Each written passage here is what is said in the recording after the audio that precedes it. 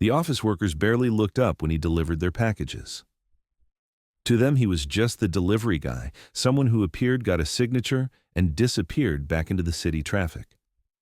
They never noticed the way he scanned every room he entered, never wondered why a simple package delivery took exactly the amount of time needed to assess exits and potential threats.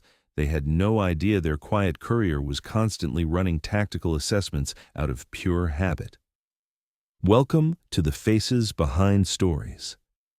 Before we dive into this incredible story of hidden training and unexpected heroism, tell me in the comments which city you are watching from today. And if you believe stories about everyday heroes deserve recognition, hit that subscribe button. These are the voices that matter most. Downtown Metro City was a maze of glass towers, corporate offices, and endless deliveries that kept the business district functioning. Thousands of packages moved through the area daily, carried by an army of couriers who formed the invisible circulatory system of modern commerce. Marcus Thompson had been delivering packages in this district for 9 years, 7 months and 4 days. Not that any customer was counting. To them, he was simply another brown uniform with a hand truck as reliable and unremarkable as the elevators that carried them between floors. He arrived at each office building at precisely the same time every day, parked his delivery van in loading zones with practiced efficiency, and moved through corporate lobbies with the kind of purposeful invisibility that made him part of the background architecture of business life. The office workers found him perfectly ordinary, polite when spoken to, professional in his interactions, but utterly forgettable in the way that service workers were supposed to be. He delivered packages to marketing firms, law offices, accounting departments, and technology companies without ever intruding on the important work being done by important people. What none of them knew, what 9 years of careful anonymity had successfully concealed, was that Marcus Thompson had spent 8 years as an Army Ranger, with 5 of those years conducting high-risk operations in Iraq and Afghanistan. The same methodical movements that made him an efficient courier had once made him invaluable in situations where precision meant the difference between mission success and catastrophic failure. His delivery routes weren't just about package distribution.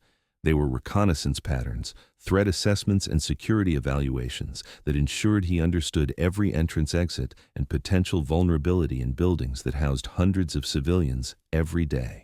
His brown delivery uniform concealed a physique that could still handle the physical demands of combat operations, and his delivery van contained equipment that would have surprised anyone who assumed they knew everything about a man based on his job description. But Marcus Thompson had spent 9 years perfecting the art of being unremarkable, because unremarkable men could live quiet lives without anyone asking why a package courier seemed to know so much about building security, crowd dynamics, and threat recognition. That strategy had worked perfectly until the morning when being unremarkable was no longer sufficient. Tuesday morning in the Metro City Business District began like every other weekday. Marcus started his route at the Meridian Tower, a 40-story complex that housed everything from startup companies to established law firms. His first delivery was to Patterson and Associates on the 15th floor, a routine stop he had been making twice weekly for over 3 years. The law firm's reception area buzzed with its usual controlled chaos, lawyers rushing between meetings, paralegals juggling multiple cases, and administrative staff managing the endless stream of documents that kept the legal system functioning. To them, Marcus was just another delivery interrupting their morning routine. Package for Jennifer Walsh. Marcus announced to the receptionist, a young woman named Amy, who had been working there for 6 months but had never bothered to learn his name. "Just set it on the counter," she replied without looking up from her computer screen. "I will get her signature in a minute." What Amy didn't notice was how Marcus positioned himself while waiting back to the wall, clear view of both elevators and the main entrance, unconsciously cataloging every person in the reception area and their potential threat level. She didn't see how his eyes tracked movement patterns or how he automatically identified the closest exits. She definitely didn't notice that Marcus had memorized the buildings, floor plans, security camera locations, and emergency procedures during his years of deliveries to this location. Jennifer Walsh emerged from her office 3 minutes later, looking harried and slightly annoyed at having to sign for a package during her morning brief preparation. "Sorry to interrupt," Marcus said with the same courteous professionalism he had maintained for 9 years. "Just need a quick signature." Jennifer signed the electronic tablet without really looking at him, handed it back, and disappeared into her office without acknowledgement. Just another brief interaction with invisible service personnel. Marcus completed his deliveries at Patterson and Associates and moved to his next stop, Hartwell Marketing, on the 23rd floor. Same routine, same professional invisibility, same tactical awareness that no one noticed because no one was looking. At 10:15 a.m., while delivering packages to Dataflow Technologies on the 32nd floor, something changed in the building's rhythm. Nothing obvious, nothing that would alarm civilian occupants, but enough to trigger instincts that had been honed in far more dangerous environments. The elevator bank had too many people lingering without purpose. The security guard at the main desk was distracted by something on his phone instead of monitoring the lobby. And 3 men in business suits were having a conversation near the stairwell that didn't match the body language of normal office workers. Marcus completed his delivery to Dataflow and made a decision that would end 9 years of carefully maintained anonymity. Instead of taking the elevator down to continue his route, he walked to the stairwell to observe the 3 men more closely. What he saw confirmed his worst suspicions about what was developing in the Meridian Tower. The 3 men weren't office workers. They were surveillance operatives conducting reconnaissance for what appeared to be a coordinated operation targeting the building. Marcus recognized the pattern immediately: advance, team target assessment, security, vulnerability, identification. His Army Ranger training kicked in automatically. Threat evaluation, risk assessment, civilian protection protocols. Whatever these men were planning, it involved the building where hundreds of innocent people were going about their normal workday, completely unaware of the danger developing around them. Marcus returned to his delivery van and retrieved equipment that had nothing to do with package delivery. His radio scanner picked up coded communications that confirmed his suspicions. This was a coordinated criminal operation, not random building vandalism or petty theft. At 10:47 a.m., the operation began. 4 armed men entered the Meridian Tower's main lobby, while 2 additional teams secured the parking garage and service entrances. Their target appeared to be the International Banking Corp offices on the 28th floor, a high-value robbery designed to maximize profit while minimizing law enforcement response time. The building security system activated lockdown protocols, trapping hundreds of office workers inside while the criminals established control of key access points. But what the robbers didn't know was that their operation had been observed from the beginning by someone with the training and experience to respond effectively. Marcus Thompson moved through the Meridian Tower like he was reading blueprints that existed only in his memory. He used service corridors and maintenance access points that 9 years of deliveries had made familiar territory. He avoided the criminals' established positions and began implementing a response plan that had nothing to do with package delivery and everything to do with skills he had hoped never to use again. On the 15th floor, the staff at Patterson and Associates huddled in their conference room, listening to police sirens outside and wondering what was happening in their building. Amy, the receptionist who had barely acknowledged Marcus that morning, whispered to her co-workers about whether they should try to evacuate or stay put. That's when they heard a soft knock on the conference room door. "This is Marcus from Metro Delivery," came the familiar voice. "I need you to unlock the door and listen carefully to what I am about to tell you." Jennifer Walsh moved to the door cautiously. "Marcus, what are you doing here? Shouldn't you have left when the lockdown started?" "Miss Walsh." Marcus replied through the door. "I need you to open this door and gather everyone away from the windows. I'm going to get you out of here safely, but you need to trust me and follow my instructions exactly."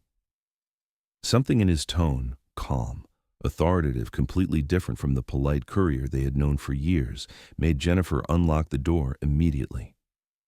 When the door opened, the Patterson and Associates staff found themselves looking at someone they didn't recognize, despite having seen him twice weekly for over 3 years. Marcus still wore his brown delivery uniform, but everything else about him had changed. His posture, his bearing, the controlled intensity in his eyes. This wasn't their quiet package delivery man. "Who are you?" Amy whispered. Marcus looked at the group of terrified office workers and made a choice that would reveal everything he had spent 9 years hiding. "I am someone who knows how to get you out of here alive," he said quietly. "But right now that's all you need to know." What happened next redefined everything. The office workers thought they knew about their forgettable courier. Marcus moved the group through impossible routes that seemed beyond any delivery man's knowledge. He knew which corridors avoided security cameras, which stairwells connected floors, how to navigate service areas without triggering protocols. "Stay close, move quietly, stop when I signal," he instructed as they used maintenance corridors. "We are exiting through parking garage service entrance." "How do you know all this?" Jennifer whispered. 9 years of deliveries. You learned layouts visiting the same place twice weekly. But it was more than familiarity. Marcus moved with tactical precision from building clearing operations, hostage extraction, crisis management under pressure. He anticipated criminal positions, avoided confrontation, coordinated movement with efficiency from far more dangerous environments. As they reached parking garage level, Amy grabbed his arm with sudden understanding. "You are not just a delivery guy, are you?" Marcus paused, looking at civilians depending on him for safety in a situation they had never imagined. "No, I'm not just a delivery guy." They emerged to police perimeters, SWAT teams, emergency vehicles. Marcus coordinated handoff with professional competence that left officers questioning his background. "Sir," the incident commander approached. "What is your experience with evacuations?" Marcus hesitated, glancing at staff staring with shock and recognition. For 9 years he had hidden his identity. For 9 years he had been just another working man in a city valuing efficiency over curiosity. But some situations require more than anonymity. Army Ranger, 8 years active duty, specialized in urban operations and civilian protection. Profound silence followed from officers and rescued workers alike. Ranger Amy's voice carried disbelief and embarrassment. "Our delivery guy was Army Rangers." Marcus looked at the woman who had never learned his name despite months of encounters. "Just Marcus, I deliver packages Monday through Friday. Everything else is background." The Meridian Tower story spread through Metro City's business district faster than police reports. By evening, everyone downtown knew about the courier who was actually a decorated ranger, but the real change was in how they viewed Marcus. It was how they began seeing service workers around them. Amy started conversations with every delivery person, maintenance worker, security guard. She discovered rich histories, valuable skills, insights beyond job descriptions.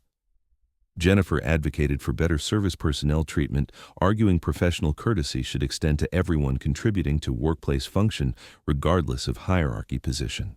Other rescued workers shared their story throughout the district. Suddenly, courier deliveries became genuine human interactions instead of anonymous transactions. Marcus continued his route, same times, same uniform. But now workers greeted him by name, asked about his day, treated him like the valuable professional he had always been. "Mr. Thompson," Amy said during his next Patterson delivery, "I apologize for being dismissive. I never actually saw you as a person." Marcus smiled warmly. "You weren't dismissive, Amy. You were busy with important work, but I appreciate that." "Why delivery work after being a ranger?" Marcus handed her the signature tablet. "Every job serves community differently. 8 years protecting people in dangerous places, now ensuring businesses function by getting what they need when needed. Both jobs matter. Both help people. But Ranger is more prestigious than Courier."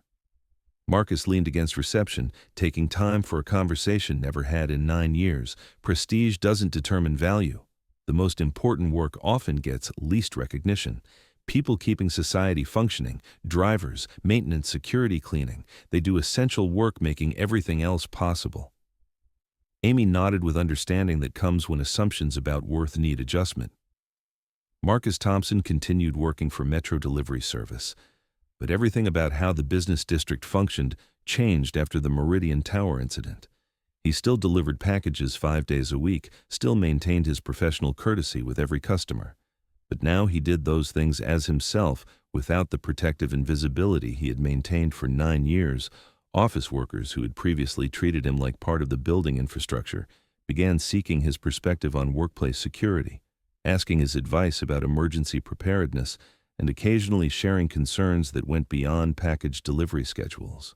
Building security personnel discovered that their most knowledgeable consultant on vulnerability assessment was someone who had been walking through their facilities twice weekly for years, quietly noting potential problems and developing solutions he had never been asked to share.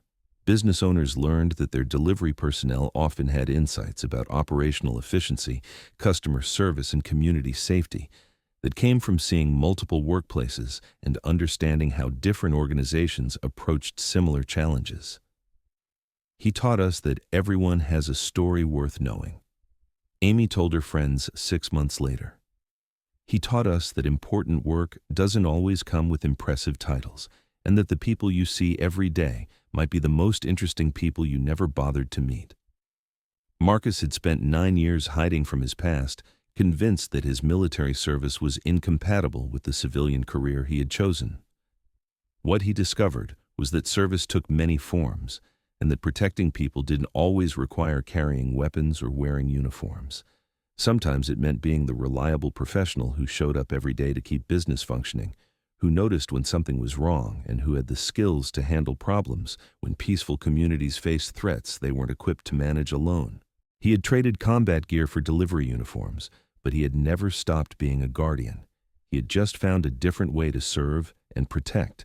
The day of the rescue, the office workers of Metro City learned that heroes don't always announce themselves. Sometimes they spend years quietly doing essential work that keeps your world functioning, asking for nothing more than basic professional courtesy and the opportunity to contribute to something larger than themselves. And sometimes, when everything goes wrong, those quiet professionals turn out to be exactly the heroes your community needed all along. At the Faces Behind Stories, we believe that extraordinary people often choose ordinary jobs, not because they lack ambition, but because they have found meaning in serving their communities through honest work. Have you ever discovered that someone you saw as just a service worker was actually remarkable in ways you never expected? Share their story in the comments below. If this story moved you, subscribe to our channel. We are here to remind you that heroes work among us every day, usually without recognition, until the moment their courage becomes essential. Thank you for watching, and we will see you in the next story.